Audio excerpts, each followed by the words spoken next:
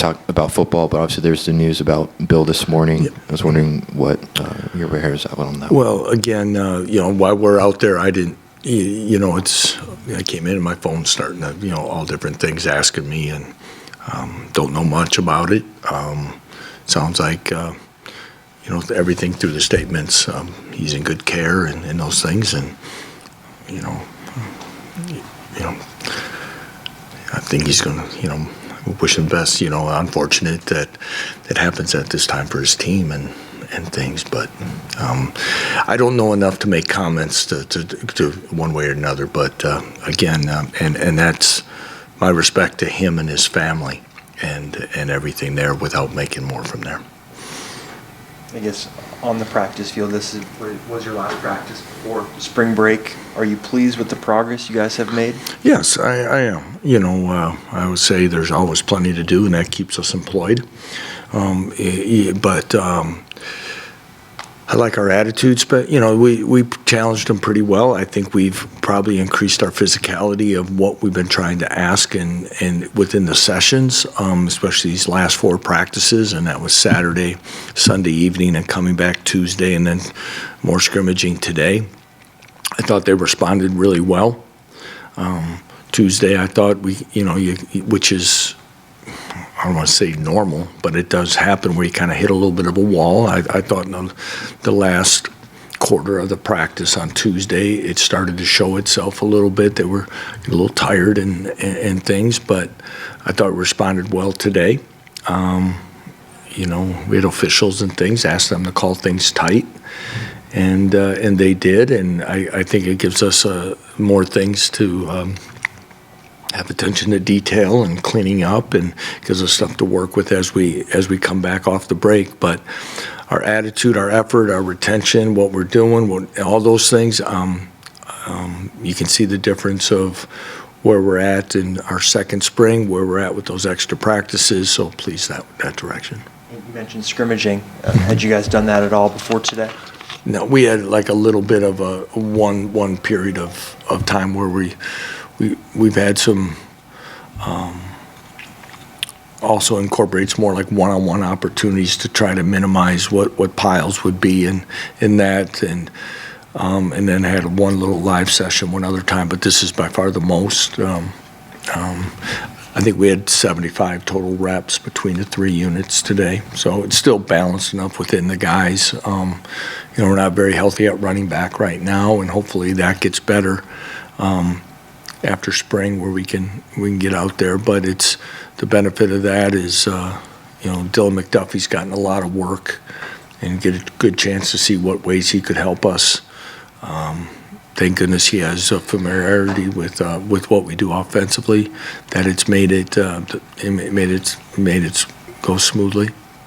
But yeah, there's some good things happening. Some guys are showing up, and again, we're taking good steps forward. Yeah, and obviously a long way away from what a scrimmage will look like probably in August. But what'd you like about what you saw from the guys that were out there scrimmaging today? I think up front, holistically, again, never is. I always say some of those. I always wait till I watch a film, because many times in my career, it's never as good as you think it is, or more importantly, it's never as bad as you think it is. And I was just talking to Coach Borland. It wasn't like wow, and it wasn't like oh boy. But offensively, I think guys like Kobe Baines, RJ, we're trying to be more physical up front, and I like where we're heading in that direction. Logan Brown had missed a few days, didn't know if we were going to have him today. He's out there playing. That was encouraging. Guys want to be out there. That in and of itself, to get better and establish themselves. So I like that. Jalen had some reps, but Jason and Ethan took the majority. I still liked where they're progressing. So defensively, J.B. Brown's a guy that, there's a few times of practice now he'll really show up.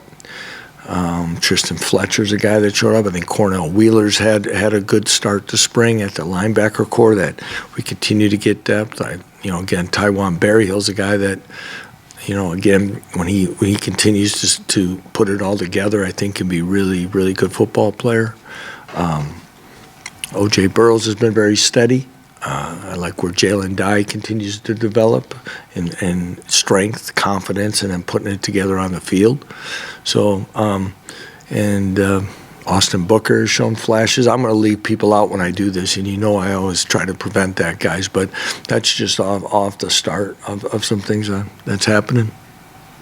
Are you liking what you're seeing out of the wide receivers at this point? Like, is anyone emerging, or is it still too soon? It's still soon on the emerging part. I still see the same kind of cast of characters, so to speak. Tanaka Scott's been slowed. Doug Edelman's been slow. He missed just a day or so at the beginning, but he's kind of come back. Tanaka missed a little bit more, was out there today. The steadiness of the core of itself, along with our tight ends, is what I really like. And we've continued to kind of, LJ's been very, very steady. I don't want to take away like somebody's not doing something. Luke Grimm continues to work. I think Luke has really worked hard off the field and, in the weight room, in his leadership and things like that. I'd probably be remiss if I don't talk about Torrey Lachlan and the continued role that he continues to evolve into. So I like where that is, and that gives us that versatility that we always talk about that we need. Because especially with, Daniel hasn't practiced yet. Devin's barely, practiced a little bit the first day and really hasn't gone much since. Sevian Morrison hasn't practiced much. So the part where we had the versatility last year in the backfield last September, we haven't been able to work on yet, and so we're able to do it with tight ends and receivers in different ways. And Coach Samuel was talking the other day about yards after catch is what he's looking at. Is that the same for you, or are you looking elsewhere? Yeah, we're looking at all that stuff because, again, we always tell our guys, what are those, what is the difference for us? The difference for us to keep closing gaps and finding ways to win more ball games. And what is it? Is it another first down? Is it keeping drives alive in a certain way? It might be fighting for yards after contact on first or second down to give you a better chance on third down. Same thing on the other side, our physicality to come downhill and make plays and get more people around the ball, in improving our tackling skill, whatever it is that might get you off the field when you need to get off the field. So we're trying to really emphasize those things. It's in the details, and I think that and the part about yards after catch and yards after contact are very important. Lance, I don't know how much you've worked on special teams or seen the guys there. How does Seth Keller look? Seth's done a very nice job so far, as well as Charlie. I think all the guys have. Owen continues to get better. He's a big, raw, strong-legged. I don't know if it's ever going to call for you got to have a righty or a lefty versus the wind, John. But I like our depth there and the competition. Jacob Burchill is not is still in rehab and off of injury and surgery.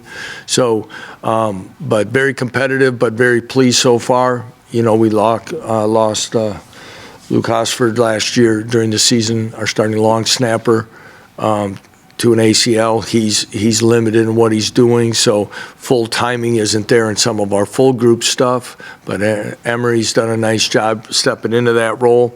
But we're not quite where we want to be in our backup snapping situation. So some of that timing and execution time gets a little bit, it's a work in progress, I guess, the best way to say it. But, and again, most of our practice has been inside except the Sunday night, so the punting game hasn't had a chance to be fully evaluated. But I do feel we've improved and we're getting better at the field goal and kicking spot. And part of that, John, I guess you'd say, is right now we haven't relied a lot on Tabor because of the guys at that position. Tabor hasn't had to get into the field goal extra point stuff very much, which keeps his leg fresh, and because he's done such an excellent job for us in the kickoff area.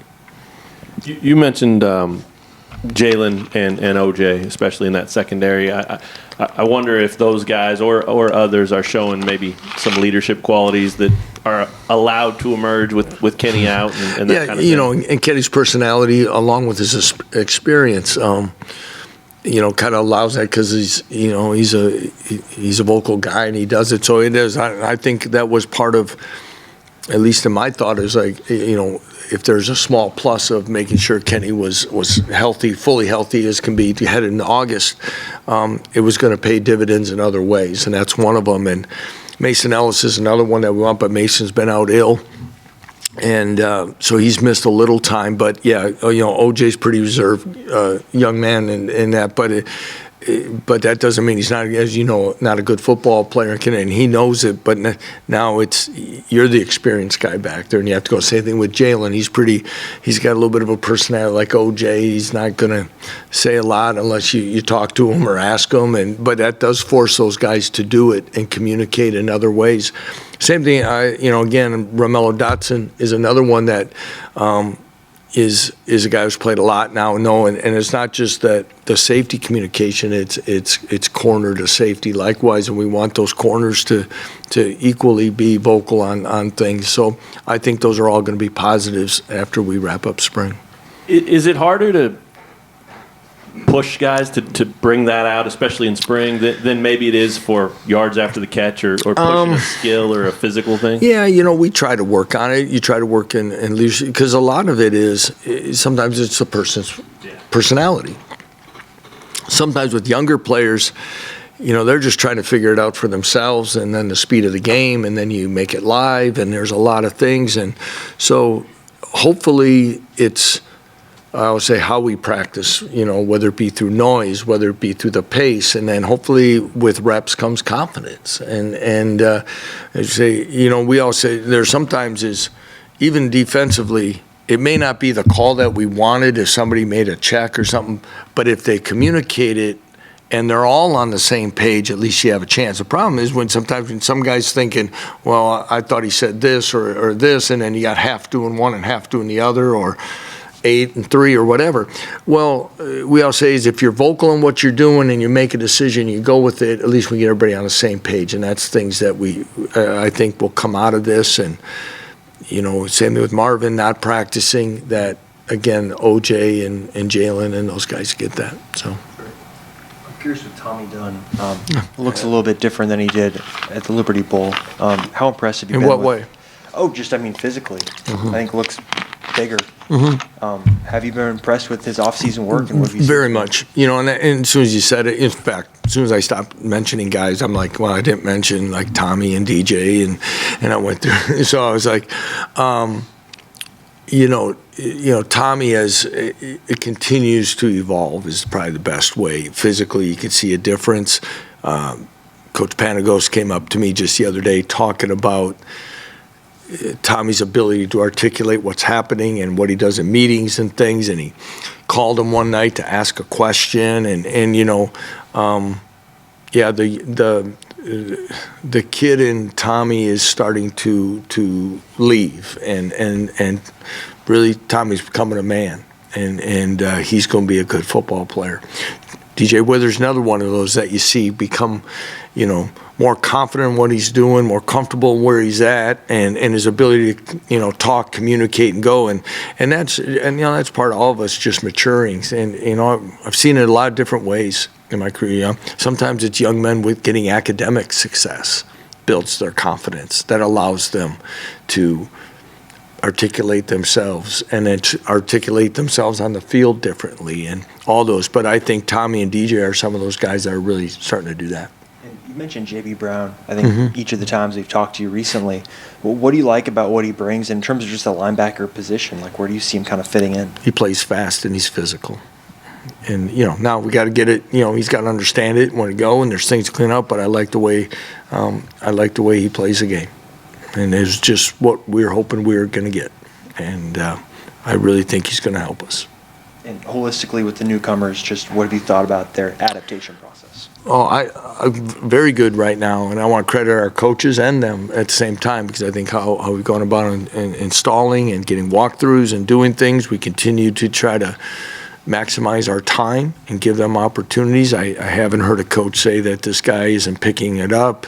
I haven't had someone say, I don't know if we missed on this. We've got some concerns. I think everyone for pretty much where it is at this moment, for their role and where they're going to be in competing for playing time and all that, I think we're on a good pace with all of them.